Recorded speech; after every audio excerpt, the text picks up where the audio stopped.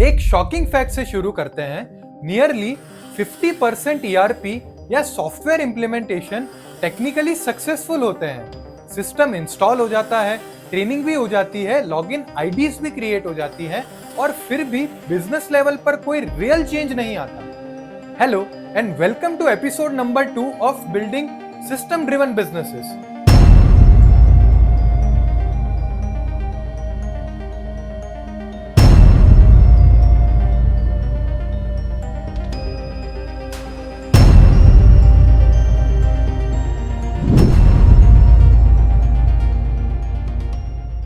पिछले एपिसोड में हमने रतन जी की कहानी सुनी, एक बिजनेस जो 12 करोड़ से 36 करोड़ तक पहुंच चुका था। सेल्स बढ़ रही थी, कस्टमर्स रिपीट ऑर्डर्स दे रहे थे, लेकिन जैसे ही वो 2 एम्प्लॉइज अनअवेलेबल हुए, पूरा सिस्टम कोलैप्स कर गया। इन्वेंट्री क्लियर नहीं थी, पेमेंट्स और जीएसटी में कंफ्यूजन था, प्रॉफिट का रियल पिक्चर किसी के पास नहीं था। और यहीं से एक इंपॉर्टेंट सवाल निकलता है, अगर बिजनेस ग्रो कर रहा है लेकिन सिस्टम वर्क नहीं कर रहा, तो क्या ये ग्रोथ सस्टेनेबल है? इसी सवाल का जवाब हमें ईआरपी तक लेके जाता है। ईआरपी का full form enterprise resource planning होता है, पर ऑनेस्टली ये डेफिनेशन बिजनेस ओनर्स के लिए ज्यादा यूजफुल नहीं है। असली मतलब सिंपल है, एक सेंट्रल सिस्टम जहां बिजनेस की सारी क्रिटिकल इंफॉर्मेशन जैसे inventory, sales, purchase, finance, HR, compliances एक ही जगह कनेक्टेड होती है। ईआरपी का कोर काम होता है इंटीग्रेशन, और इंटीग्रेशन से आती है क्लैरिटी, और क्लैरिटी से आते हैं better results.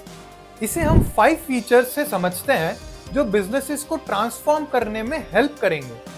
Feature number 1, real time inventory visibility. Traditional systems में इन्वेंट्री का पता तब चलता था जब शॉर्टेज हो जाती थी। ईआरपी में आपको लाइव डेटा मिलता है, जैसे कौन सा प्रोडक्ट अवेलेबल है, कौन से वेयरहाउस में पड़ा है, उसमें कितना डेड स्टॉक हो गया है, और इससे वर्किंग कैपिटल अननेसेसरीली ब्लॉक नहीं होता। Feature number 2, automated finance and compliance. GST, invoicing, returns, reconciliation, ERP में ये सब कनेक्टेड होता है। मंथ एंड क्लोजिंग जो पहले दिनों में होती थी, अब कुछ घंटों में हो सकती है।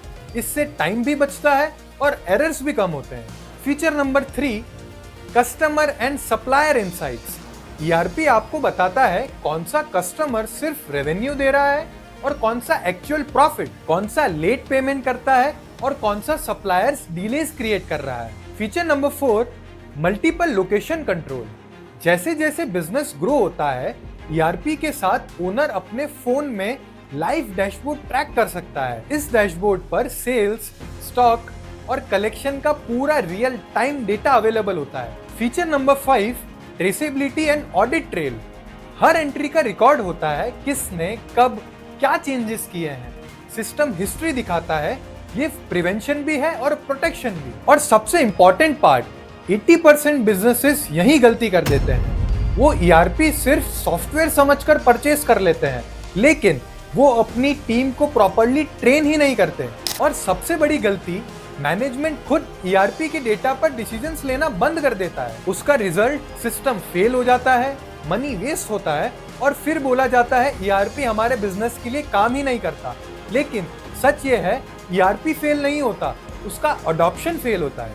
अगर आपको ये ईआरपी सीरीज वैल्यूएबल लग रही है तो कमेंट करें स्ट्रॉन्ग सिस्टम। और अगर आप चाहते हैं कि हम अगले एपिसोड में इंडियन एसएमईज के लिए बेस्ट ईआरपी ऑप्शंस कंपेयर करें, लाइक उसके features, cost, pros and cons के साथ, तो कमेंट में लिखिए ईआरपी कंपैरिजन, और नेक्स्ट एपिसोड में हम प्रैक्टिकल सिनेरियोस के साथ उसको एक्सप्लेन करेंगे।